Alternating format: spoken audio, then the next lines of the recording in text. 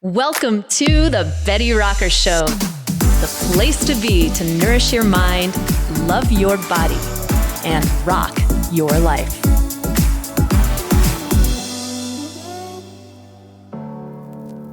What's up, rock stars? Coach Betty Rocker here. Thank you so much for joining me today. Did you know that May is Mental Health Awareness Month? Whether you're listening in May or not, having resources to support our mental health is just as important as having resources to support our physical health. My guest today is a renowned psychotherapist and editor-in-chief of Very Well Mind, the biggest mental health website in the world. She's the host of the Very Well Mind podcast and an international best-selling author. Her book, 13 Things Mentally Strong People Don't Do, has been translated into more than 40 languages and is the first in a series of books that give practical advice to help you train your brain for happiness and success. I have been a huge fan of Amy Morin for several years and have collected her books. I'm so excited to introduce you to her and talk through some of my favorite mental strength tips so you can apply them to your own life. Join me in welcoming her to the show. Welcome, Amy. So great to have you with us today. Thank you so much for having me. I'm excited to be here. Yes, and I have been such a fan of your work, and it's really a thrill to get to interview you because your work is so relevant. I mean, it's always been relevant. I feel like it's never been more relevant to have these mental tools to work with. So thank you again for coming to talk about your work. It's so needed. Thank you. You know, the world's changed a lot since I first wrote my first book. It was 9 years ago. And then my most recent book was the workbook to the 13 Things Mentally Strong People Don't Do. And when I wrote the workbook, I was really thinking, like, how has the world changed over the past 9 years? And I was like, we didn't have cell phones, like smartphones. Only 50% of people had smartphones 9 or 10 years ago. Like, really? And like things like, yeah. And like, so yeah, the world has changed a lot. Obviously, COVID hadn't been invented and all of these other things that have come about and continue to emerge. So to talk about, how do you build mental strength in today's world is always an interesting question. And I feel never more relevant. I know that one thing that a lot of people around me have noted is the amount of crime that's gone up, the amount of homelessness has gone up. And I feel that we can trace a lot of that back to mental health concerns and desperation and people being unhappy and not having tools and infrastructure to cope with the terrible, the way that they feel and the mental capacity to handle all that's going on. I think so too. And a lot of the issues that we're seeing came out of a good place. In the 70s, we decided we should close a lot of the giant mental health institutions because we don't want to institutionalize people that maybe have something like schizophrenia. But then we figured out now, like, jails have become the biggest house for people who are struggling with chronic and untreated mental illness. And then you look at, things like the financial crisis right now and how many people are struggling to pay their bills and they either are becoming homeless or are in danger of it. And how do you manage your mental health, and how are kids managing this when they live in a home environment that's disruptive and things are fragile as well? It's definitely difficult. And you have 4 books now, correct? 5. Okay. So there's 13 Things Mentally Strong People Don't Do. 13 Things Mentally Strong Women Don't Do. That's my favorite book. You have 13 Things Mentally Strong Parents Don't Do. 13 Things Mentally Strong Kids? So this one is 13 Things Strong Kids Do. That's the only Strong one Kids that's in the do as opposed to not do. Yeah, I like that framework for the kids. I knew there was a different framework. And then you came out with this incredible workbook that goes along with the 13 Things Mentally Strong People Don't Do. And I absolutely love the workbook and have been going through the workshops. I feel very fortunate to have had a lot of therapy, had the opportunity to work on a lot of things that I struggled with personally in my life. And yet you're never done with your work, and having things to work through, and because things come up all the time and you still get triggered, right? I might be better at not reacting quickly. I might be better at stopping to think about my response, but I still feel angry or hurt, or, I get mad, and I need tips and practices, like we all do, to work through the challenges that we face day to day. That's just it. Like when life is going smoothly, sometimes it's like, oh yeah, I'm doing well. But you never know the bump in the road of something that you didn't heal yet, something that's going to bother you, things that are going to come up for you, things that maybe you didn't even know were an issue. And then you run into might be a person who, for whatever reason, rubs you in a certain way, brings out the worst in you. And you have to do some work on why does this happen? Why do I lose my temper? Why am I so irritated with this person? Or why do I always have to get the last word in with this person when I don't do that in other situations?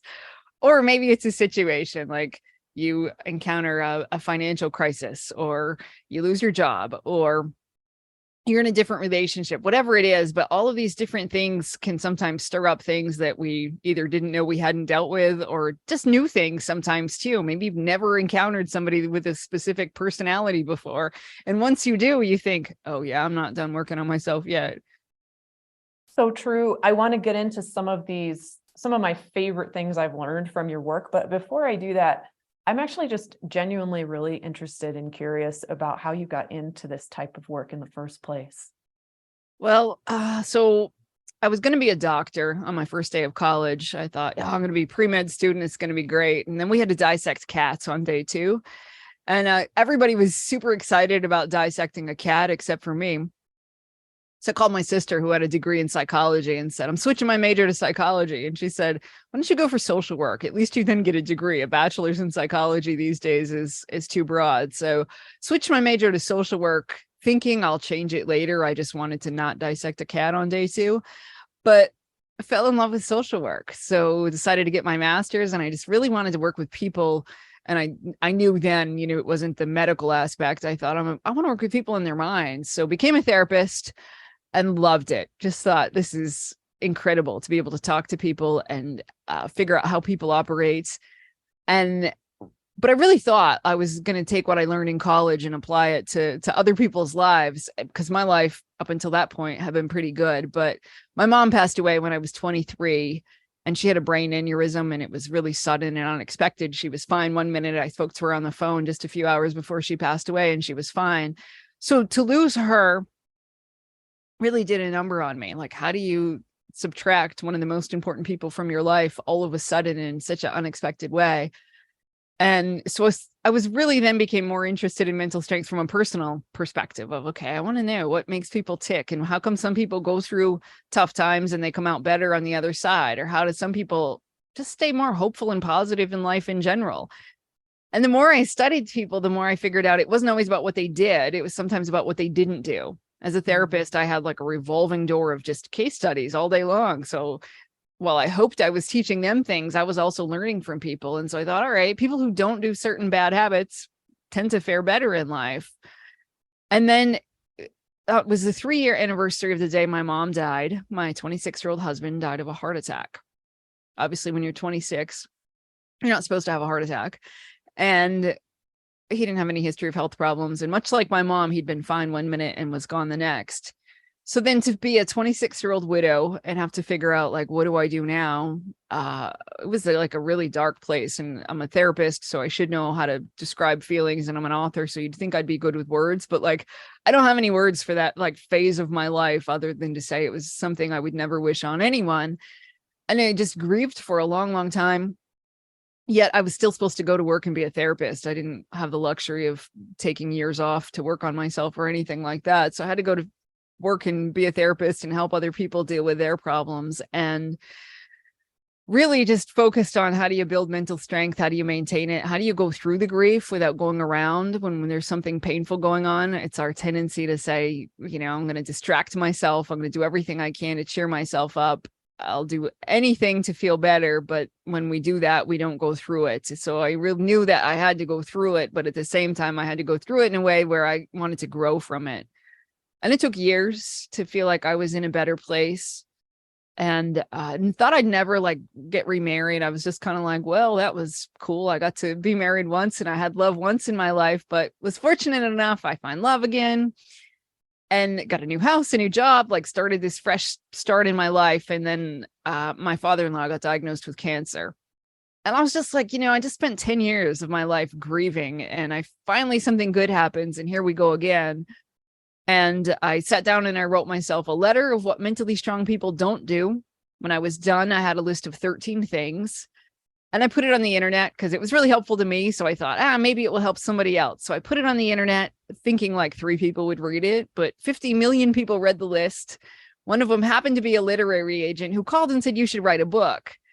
And I said, there's a story behind it, because nobody knew why I wrote the article. Everybody just, Fox News was calling and Forbes magazine was reprinting my stuff. And they were like, she's a therapist, she knows all this stuff. And I was like, well, there's a little more to the story. I actually wrote that letter because I needed it, not because I'm claiming that I have this all figured out. I'm in a really dark place myself, but decided to tell the story. And so I had a book deal within the next month. And before I knew it, I wrote my first book, and a year later that hit the shelves, and here it is now, 10 years since I wrote the article, and I still get to speak about mental strength and talk to people similarly to the way I did in my therapy office, but now I get to do it on a big stage and get to talk to people like you on your podcast.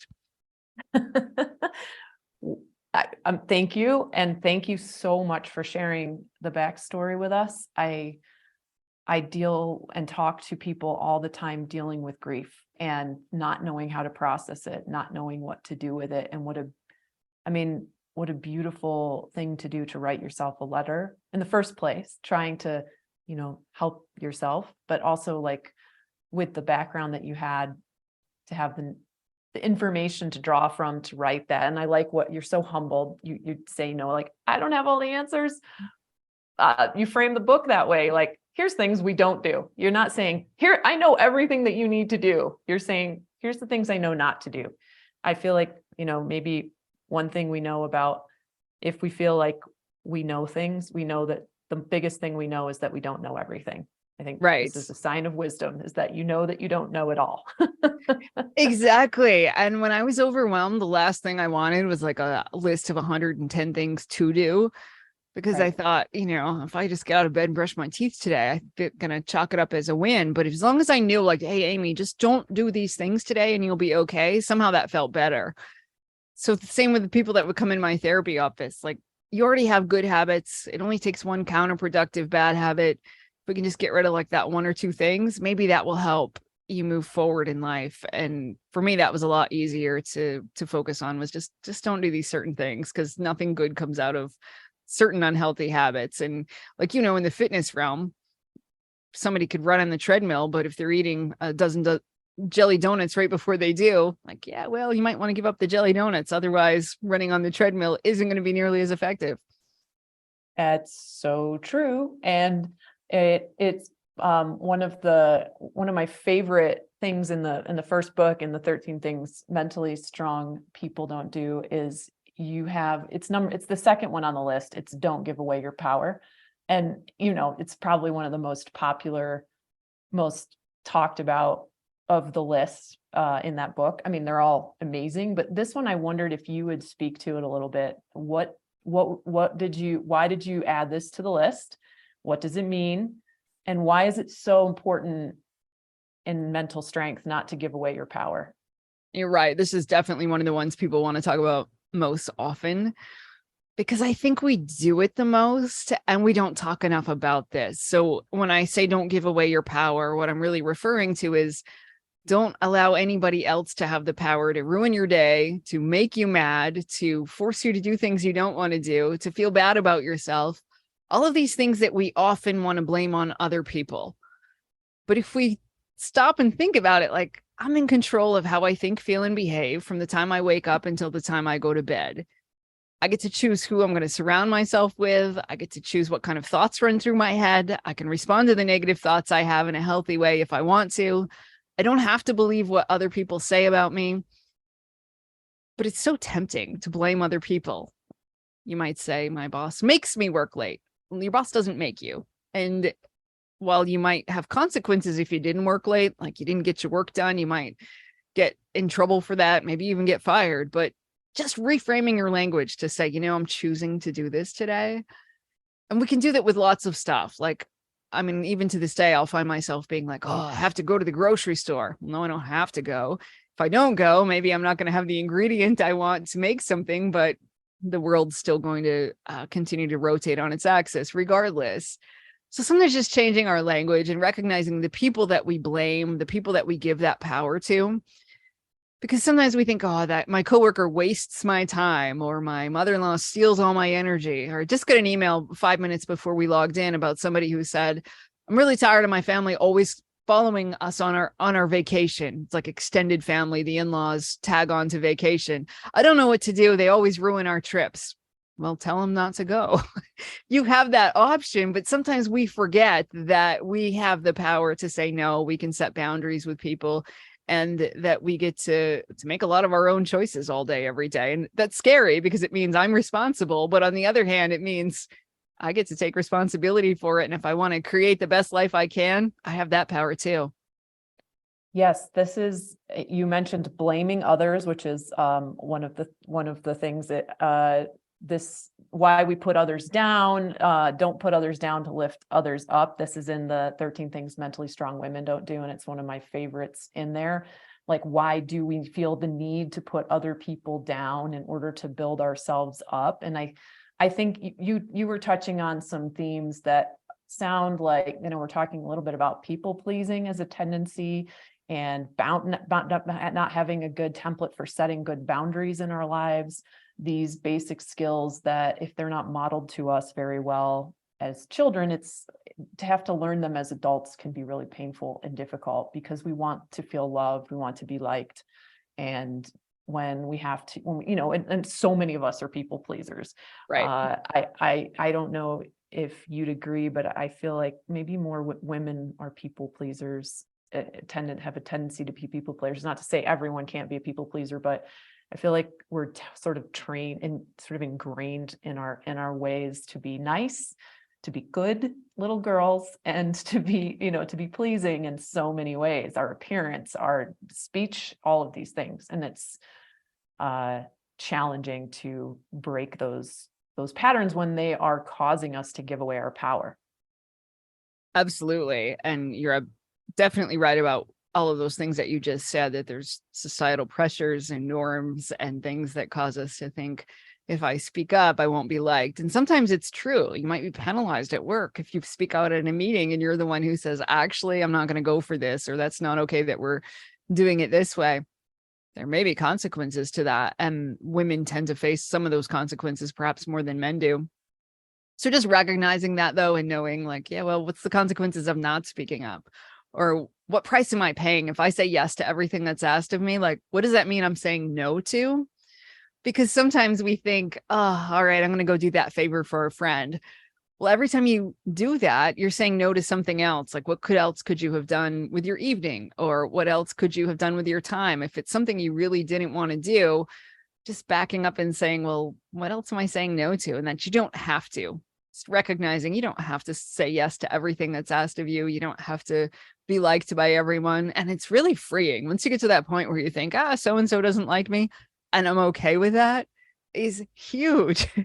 But for so long, I mean, I spent a lot of my life feeling like, oh, if somebody doesn't like me, it must be something wrong with me. Nope, that's actually not the case. And it took a while to get to the point where I could be like, well, that's okay. If that person doesn't like me, might have something to do with me, my personality, might not, might have that I remind them of somebody else that they don't like, or it might just be something I said that they disagreed with, or who knows, but it's really none of my business. And I don't have to try to change my behavior in a way that causes them to like me. If they just don't like me, that's okay.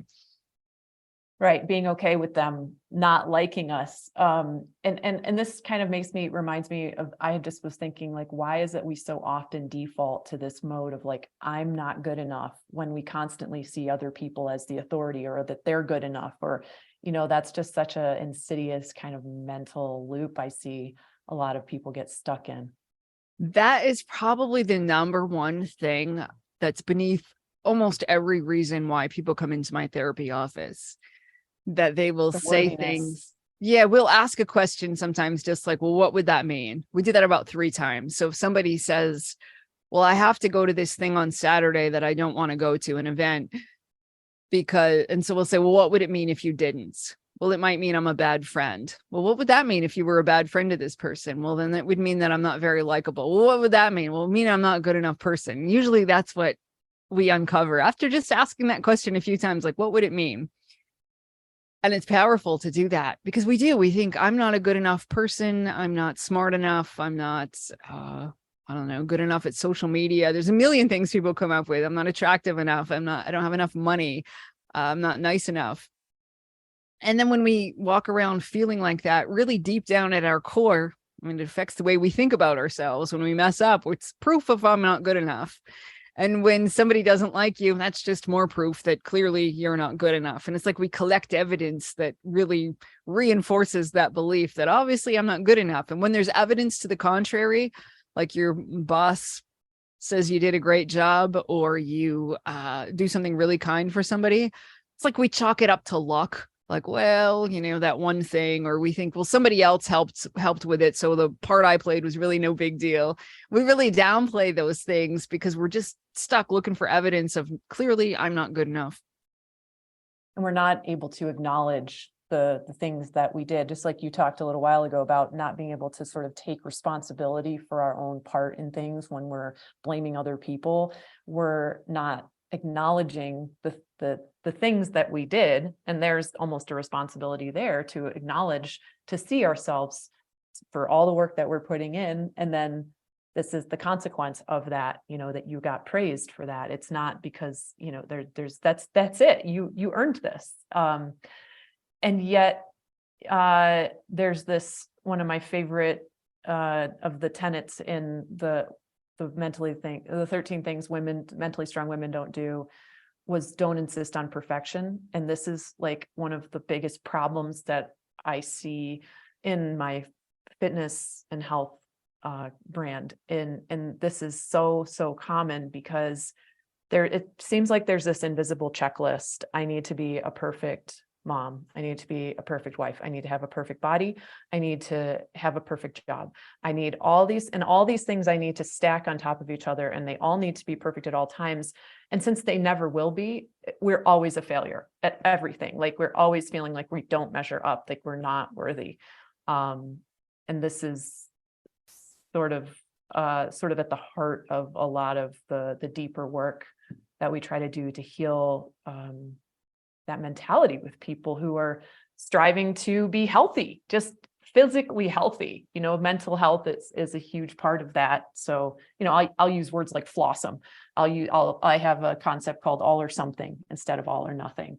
But you have written about this so beautifully, this perfection problem. Why do we feel that we need to be so perfect? Again, I think it goes back to the idea of like, if I were just perfect enough, then I'd be good enough. Good enough. Yeah. Then we move the bar. So even when we set a goal, like you achieve it and it doesn't bring the happiness or the relief that you think it's going to. So whether it's a weight loss goal or fitness goal, or maybe it's a goal about education or money, when we reach that, then we like, well, it doesn't bring me the satisfaction I thought it was going to. So we set another goal and move the bar a little bit. Like if I just did this a little more, I had a little bit more, then I'd finally feel good enough. And I see this happen all the time, that people keep moving the bar. And on the outside, they look like really, really happy, successful people because they're achieving all of these things. But on the inside, they're kind of miserable because they're thinking, yeah, but I'm doing all of this, but I still don't feel like I'm good enough. And the other thing I see a lot of people do is self-sabotage. And it sounds incredibly strange that we would do this, but we probably all have examples of when we've done this in our life. When you're working on a goal and you're not quite sure if you can get there or not, there's an anxiety, there's a tension, there's the questioning. And then there's the fear too of like, well, if I do reach that goal, what happens? And what if I do my very best and it's not good enough? And then it will just prove to me that in fact, I'm not good enough. And people will say, well, there's a big fear of failure, but I think a lot of it is actually the fear of trying your best and not achieving it. Because then what would that mean? So I see people throw in the towel before they get there. And sometimes people don't even know they're doing it. And somebody who said, I'm working on my fitness goal, maybe they have a whole week where they just eat junk food and they don't exercise at all right before they get to the finish line of a certain goal they were going to reach. And then they say, well, yeah, I'm not sure what happened, or I just lost motivation. But really, it was like this anxiety. And that's the best way to get rid of it, is if you think, there's this uncertainty if I'm going to be able to hang in there long enough. And the best way to get rid of the uncomfortable uncertainty is for me to just blow it. If I just go and do this other thing and blow it myself, then I don't have to have that angst of and the tension that I might feel while I'm waiting to see if I can reach the goal. See, that happens so often, and it's often rooted in this idea that I have to be perfect. And if I'm not perfect, I'm not good enough. And then this idea of, well, I'm just going to blow it anyway, because clearly I'm not good enough. And this reinforcing a pattern of behavior emerges, and then people just believing, well, see, I couldn't do it, so therefore I'm not good enough. Very strange, but I bet if we all looked in our lives, we could find times when we've done this ourselves. I sure can, and I see it every day, especially like, we're using fitness as an example since that's my business. I see people jump from program to program because they don't actually give the time to the program they're doing, because it doesn't give a fast enough result. And expecting this fast result from things is another symptom of a bigger problem. And it's something else that you talk about, of course, because you've identified it as one of the things that mentally strong people don't do is they don't expect this overnight immediate result. But before I talk about that, one thing I wanted to ask is how do you help people dismantle this belief that they're not worthy? So we chip away at it sometimes in a few different directions. So one is practicing their self-talk and just taking a look at the way they think about themselves. And most people don't talk to themselves nearly as kindly as they even think that they do. If you ask people, they might be like, I'm kind of hard on myself sometimes, but we'll really dissect the way that they think. They might keep a journal for a week or a log about what they're actually thinking. And we take a look at it, and people are usually surprised to see how often they call themselves names, they put themselves down, and they'll sit in my office and be like, I'm like verbally abusive to myself. And I had no idea that this voice in my head tells me constantly, I'm stupid, I'm fat, I'm ugly, I'm not good enough, I can't possibly succeed, nobody likes you, whatever it is. But a lot of people will find that they have a tape running in their head that they didn't even notice because it's been there for so long that they didn't realize how negative it is. So sometimes we chip away at that and we practice some self-compassion.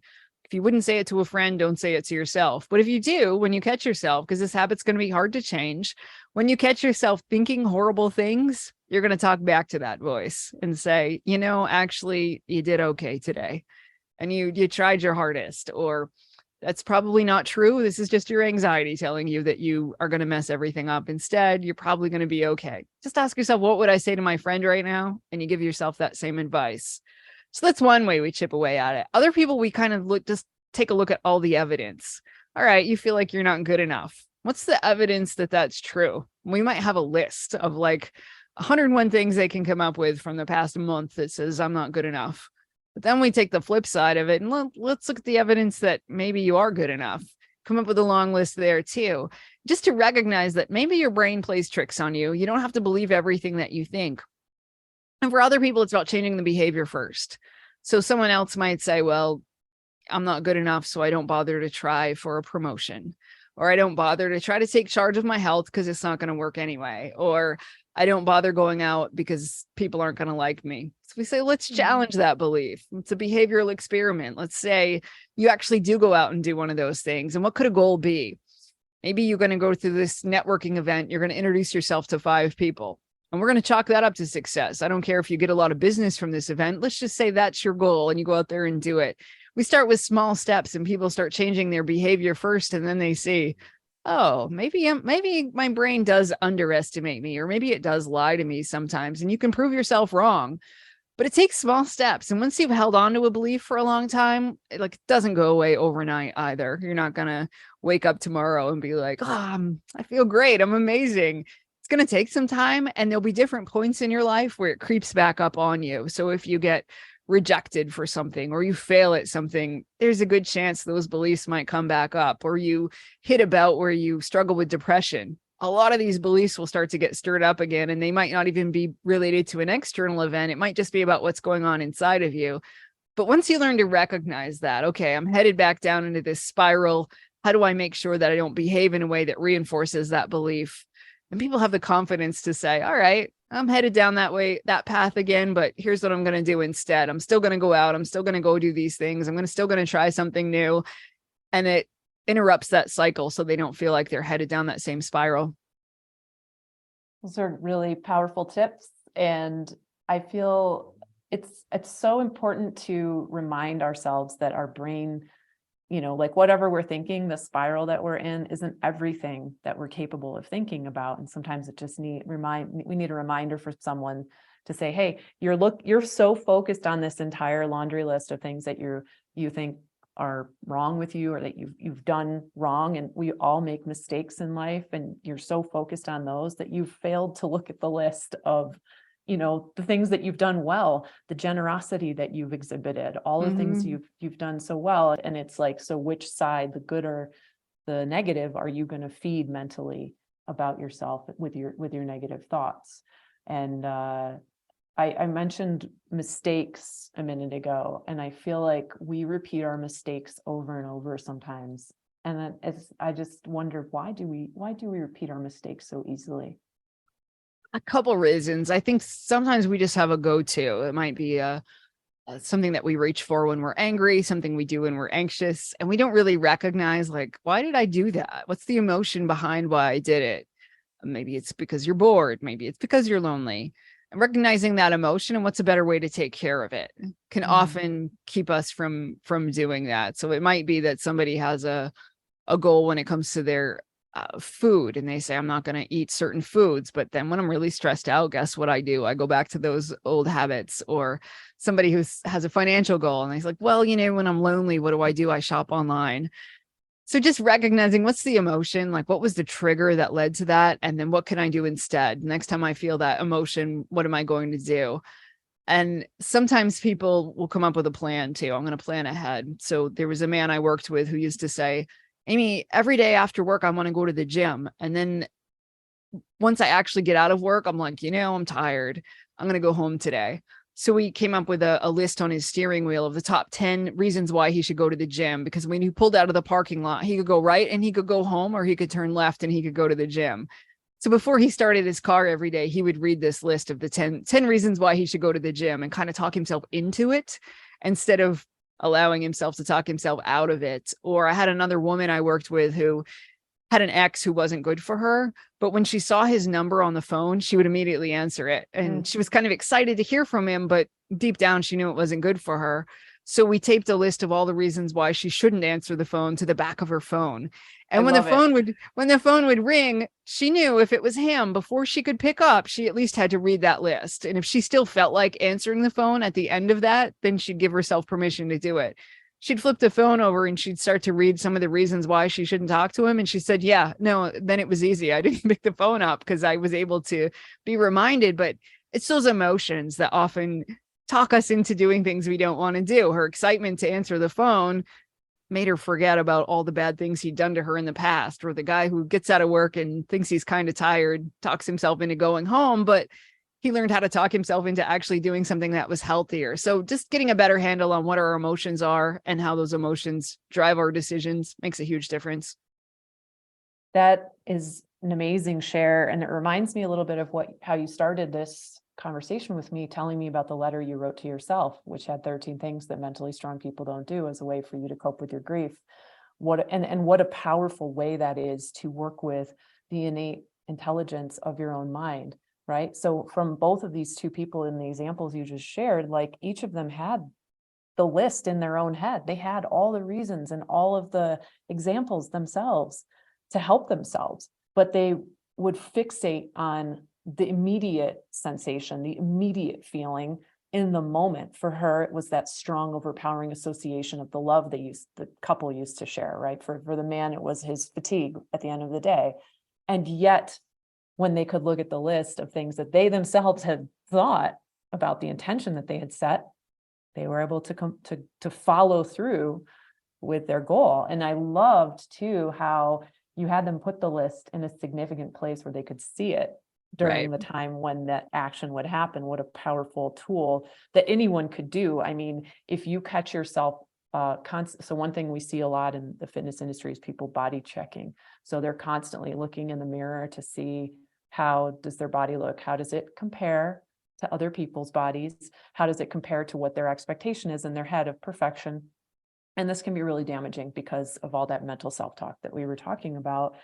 And so I have the thought of like, why not write a list of all the reasons that you are good enough, that what are the things about yourself that are so wonderful that you could maybe see when you look in the mirror. And if you can't think of them, use what Amy said a few minutes ago. What would one of your friends tell you about yourself? If you were talking to one of your friends and she was telling you all these horrible things about herself and saying how shitty she felt and how fat she was and all this, you don't sit there and say, yeah, you're right, you're a shitty person, you're fat, you're horrible. You say, oh my gosh, let me tell you what I see in you. Let me be that mirror to reflect back the greatness that I see in you, my dear friend. So you have the opportunity to be that mirror to yourself, to reflect back these positive things. And if you can't, think about what your friend would tell you and write them down on a list and put that on your mirror and look at it anytime you feel the need to look at yourself critically. It's not that we have to not see things that we want to work on in ourselves. It's not that we can't have flaws. This is why I like Flossom, because I feel like we're human. We're supposed to have things to work on. It's normal, but to be so fixated on them and to use that to undermine our happiness, this takes away the joy of life and will derail you from reaching goals, I think. And that's what these books are so helpful for. They just really take you on that journey of, developing mental strength and having a reference when you're feeling crappy, to pick up a book like this and read something uplifting and read a mental framework shift. I think we all need that. It's hard in the moment when you're associating a strong emotion to pull yourself out of that alone without tools. Absolutely. And sometimes people will say to me, like, why'd you make your book negative? It's about what not to do. And I'll try to explain to them, like, I don't know. I find it freeing to say, okay, Amy, just don't do these certain things today and you'll be okay. And I don't find it to be negative to say, let's give up your worst habits. And as a therapist, I was trained to really build on people's strengths. When they come in, point out what they're doing well, help them keep doing that. Yeah, absolutely. That's a wonderful thing to do. But what if I don't point out like the one or two things you're doing that outweighs all of the positive things you have? I felt like I was doing people a disservice if I didn't say, but by the way, even though you practice gratitude 23 hours a day, it's that 1 hour that you spend indulging in feeling sorry for yourself that's kind of outdoing all the gratitude. Let's figure out how to focus on that too, so that you don't do that. I want your good habits to be effective. And as adults, I feel like we tend to like stack up these to-do lists. We talked about this earlier. We tend to sort of just start to build all of these to-do lists around our days, like how much stuff we have to do. It's very freeing to take some things off the list. So I like the framework. I noted that the kids book, like we were talking about earlier, when I was trying to remember how to say it correctly, because it breaks the format. Right. Kids, on the other hand, need a different structure, correct? Like you framed that in the positive for a good reason. Yeah, when it came to the kids book, my thoughts were, I hope that if we teach kids these healthy habits now, like perseverance, then we don't have to teach them not to give up after failure as an adult. So if we teach these positive things now, they won't develop the unhealthy habits that most of us did because we didn't learn these things as kids. And also I had a niece who was 10 at the time, and she said, oh, Auntie Aim, we get told what not to do all the time. Can you just write a book for kids about what to do? And I thought, you're right. We should have a book about what to do for kids. So I was excited to be able to write that book because kids don't learn this stuff. And most parents, and the reason I guess I wrote it in the first place was when I wrote my first book, the biggest question I had was from parents who said, now, how do I teach this to my kids? So I wrote a parenting book to help parents figure out, how do you do this at home? But then parents were really asking, okay, now what else do I do to help reinforce this to my kids? And that's why the kids book came after that, was because I wanted parents to have the skills first, because then you can reinforce it. And then I wanted kids to be able to sit down and read something about stories about other kids and to know, okay, this is what worked for this kid, or this kid struggles with something like I do too. Here's what can work. And that was a really fun one to write too. Stories are so powerful and important for us to understand ourselves. I think you're Yes. so right. And I absolutely love, I think too, touching on the theme of how do we build healthy habits into kids? And because like you said, as adults, we're having to unlearn a lot of unhealthy habits or break templates that were installed in our operating systems without anybody intending for that to happen, but that's just how it happened. And here we go. Now we're adults having malfunction with Right. our operating system. I used to say when I was doing a lot of therapy I was trying to reprogram my brain. I was trying to get rid of some of the bugs in my operating system and trying to install some upgraded software, basically, because I wasn't functioning in a healthy way all the time. And that's a good way to put it, because we get like, we don't notice it. It's our own brain. So it's hard to notice what our mistakes are or how the kinds of habits that are holding us back. And parents will say, I don't know what to do. How do I teach my kids? And a lot of the habits parents have, I mean, your kids learn by watching you. Yeah. So in my therapy office, I worked with kids for a long time, and kids would say things like, well, I don't think my parents ever get angry. Or, like, what does your mom do when she's sad? And they're like, I don't know. I've never really seen her sad. Or, they really only get angry when I leave my toys out, but that's it. Other than that, my parents don't get mad.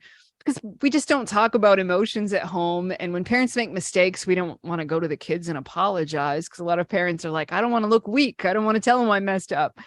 And we all make mistakes. So just about role modeling to kids. What do you do when you make a mistake? How do you own up to it? When it's embarrassing, what do you say? Or you've messed up royally in front of a whole bunch of people, how do you take responsibility for that? Or how do you talk to your kids? You don't want to burden them with adult problems by telling them about your boss and other issues going on at work. But on the other hand, you want kids to know, sometimes life is tough. And here's what I do, whether you read a book or you exercise, whatever kinds of coping strategies you have, for kids to know, oh, that's why mom or dad does these things, because they're trying to deal with their sad emotions, or when they're angry, this is what they do. And that's how they deal with it. And just putting a label on feelings. I don't know about you, but at my house as a kid, like, we didn't really talk that much about feelings, emotion words, that kind of stuff. They didn't really come up in everyday conversation. And a lot of people don't know, even as adults, how do you label an emotion? How do you talk about it? The more we do that for kids, the more that we at home can say things like, it looks like you're angry right now. Let's figure out what to do. Or I'm feeling really kind of sad today, so I'm not going to do that, or whatever it is. But for kids to know that we all have emotions, and we all have choices in how we manage those emotions, can be a great first step into teaching kids how to grow up to be mentally stronger. That's amazing. And I think a lot about the role modeling that you mentioned. A lot of the women I take care of in my communities, one of the conversation points we have a lot is kids don't pick up what you tell them to do. They pick up what you show them how to be. Yes. And this thing about the constant beating ourselves up mentally, sometimes that negative self-talk towards our own bodies and this constant shaming of our body for not being perfect, that's where, we learned that from watching someone else model it. And so we're inadvertently modeling that to the kids that come after us. And so really understanding that and knowing that this work is so important to do, not just for yourself, but for the kids who are looking up to you. And maybe it's not just your own kids, but could be kids that you come into contact with. We have, and other people as well. We have such an influence through our behavior, and taking ownership of that is so important. So yeah, I really love that whole framework that you have there. Thank you. And I love what you just said, that we can influence people around us, because I hear so much where people are like, well, you can't change anyone else. And you can't force anybody else to change. But I guarantee you can have a huge influence on your family, whether it's your partner, your neighbor, your friends, the people you spend time with. Your emotions are contagious, and the way that you treat them, and when you like role model boundaries for other people, you can have a huge impact on how they are, how they interact with others. You can teach people so many things by the way that we behave. So I'm glad that you brought that up too. I think a lot of like what I keep thinking about as we talk about this are families and loving partnerships. And I think so much of this interpersonal struggle that people have like comes from like family relationships, from, boundary setting is the hardest. You might find a way to practice it at work, but you struggle to practice it at home in the family setting. And it's like it's like the people who we love the most, we struggle the most with in people pleasing and boundary setting, in all of these aspects of our interpersonal relationships. It takes a very mentally strong person to be able to break programming with the core, with the family, wouldn't you say? Absolutely. The way that we grew up affects us in so many ways. And people that have known you for a long time will have certain expectations of you. Mhm. And I've told this story before. My sister's a therapist now. She's 4 years older than I am. And when I was a kid, I was super shy and she spoke for me. Like I just never talked. She always talked for me. She came to visit me a few years ago, and we were outside, and I live in South Florida where it's really sunny. And so she was going to ask the wait staff if we could have an umbrella at our table, but she was asking for me because she forgets that as an adult, I can talk now. Like, I'm not the same shy kid, but same with like friends, family from back home, expecting me to be the really shy kid that I was because they knew me back then. And so when they hear me now, they're like, you have a podcast? Really, Amy? Things like that, because we get stuck in a lot of those roles. Or you might say, well, I've never set a boundary with my mother before, and here I am 40 years old and I'm trying to tell her, no, actually, I'm not going to talk to you about that, or that's not your business, or I'm going to hang the phone up if you talk to me like that. Feels really bizarre, but sometimes those are our best opportunities to say, this is where I need to start practicing these things. And yep, there might be repercussions for it, but it can also be one of the kindest and best things we can do, is to set healthier boundaries with people and to try to outgrow some of those labels and expectations that people might have on us. And also hearkening back to what you said about how our actions and behaviors influence people around us, in sibling relationships. If one sibling has the courage to stand up and set a boundary, it gives the others an example of, hey, there's an opportunity maybe that it's at least an opportunity to show another way to do things. So exactly, because we see family dynamics get so bizarre, and you have siblings, and granted, somebody in the family is probably struggling with a mental health issue, a substance abuse issue, extended family, and who's talking to who, and people start taking sides, and things can get really complicated. And knowing, all right, despite how complicated things are or how messy it is, it's still up to me to say, this is what I'm going to allow in my life and how I want to be treated.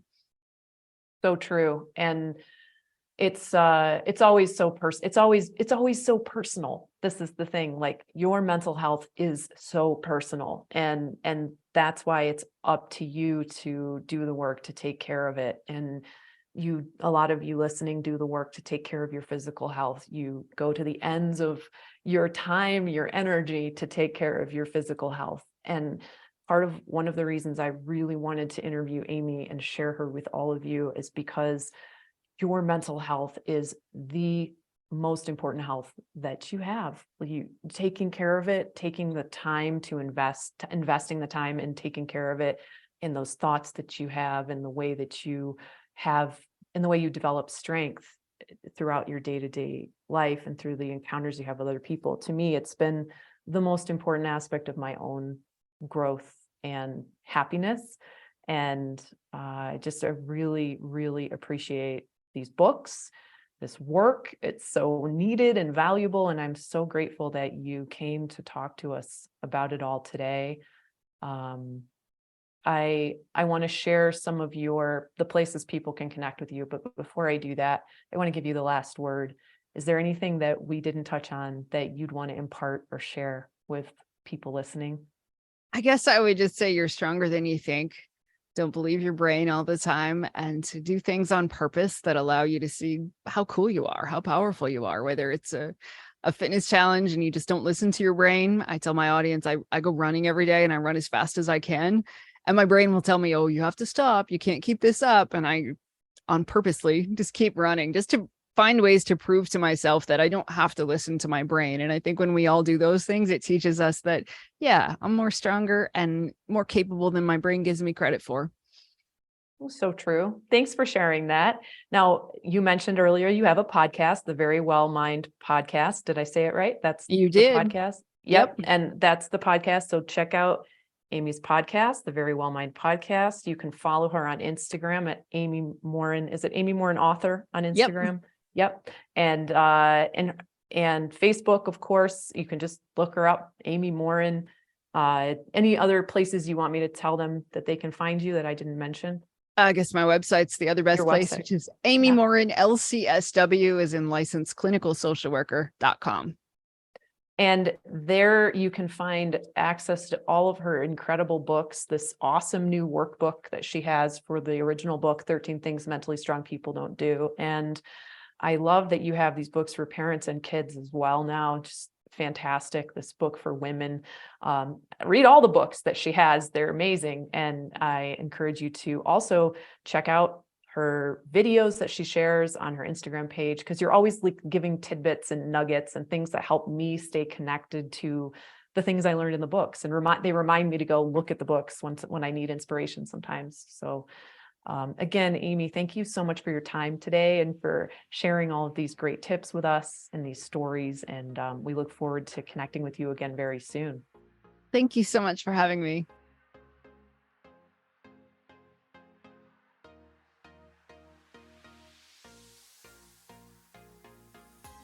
This podcast is for information purposes only. Statements and views expressed on this podcast are not medical advice. This podcast, including Brie Argett singer, Betty Rocker Inc., and the producers disclaim responsibility for any possible adverse effects from the use of information contained herein. Opinions of guests are their own, and this podcast does not endorse or accept responsibility for statements made by guests. This podcast does not make any representations or warranties about guest qualifications or credibility. Individuals on this podcast may have a direct or indirect financial interest in products or services referred to herein. Before starting a new exercise, fitness, or health protocol, or if you think you have a medical problem, always consult a licensed physician.